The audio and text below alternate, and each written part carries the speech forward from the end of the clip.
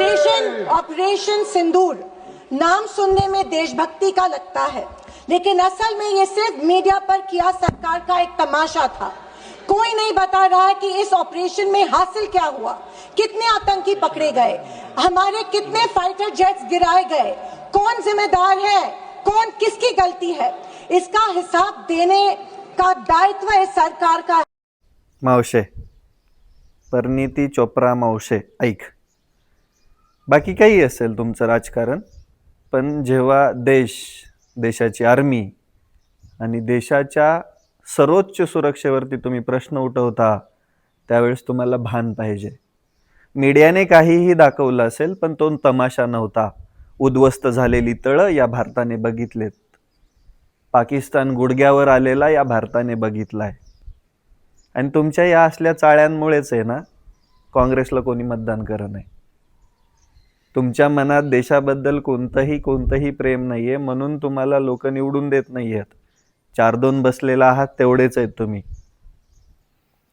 वाईट आहे, म्हणजे ठीक आहे, काही असेल देशामध्ये, दुसरं काही चाललं असेल, अंतर्गत गोष्टी असतील, काही असेल, व्हॉटएव्हर, पण ऑपरेशन सिंदूर बद्दल तमाशा म्हणायची हिम्मत कशी झाली?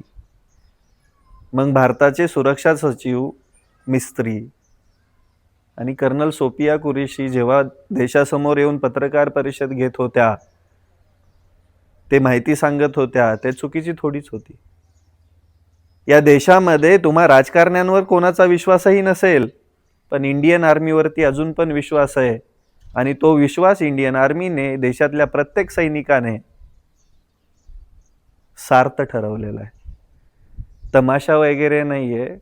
आणि या सगळ्या गोष्टींमध्ये युद्ध म्हटल्यानंतर नुकसान दोन्हीकडचं पण होणार आहे, पण जिंकलं कोण हे महत्त्वाचं असतं। तुमच्या काँग्रेसच्या म्हणण्यानुसार हे युद्ध जवळजवळ देश पूर्ण संपल्यानंतर बंद व्हायला पाहिजे होतं, पण तसं नसतंय। जर समोरचा देश गुडघ्यावर आला तर त्यावेळेस सीजफायर होते।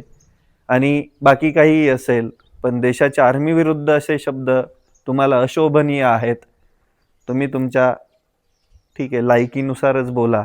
आता तुम्ही महिला आहात म्हणून मी माझे शब्द नाही वापरू शकत, पण मावशी प्लीज आपल्याला सिंदूर लावायचं काम करा तुमच्या कपाळाला, कारण की ज्यांच्या कपाळाचा सिंदूर गेला त्यांनाच माहिती या सगळ्याचं दुःख।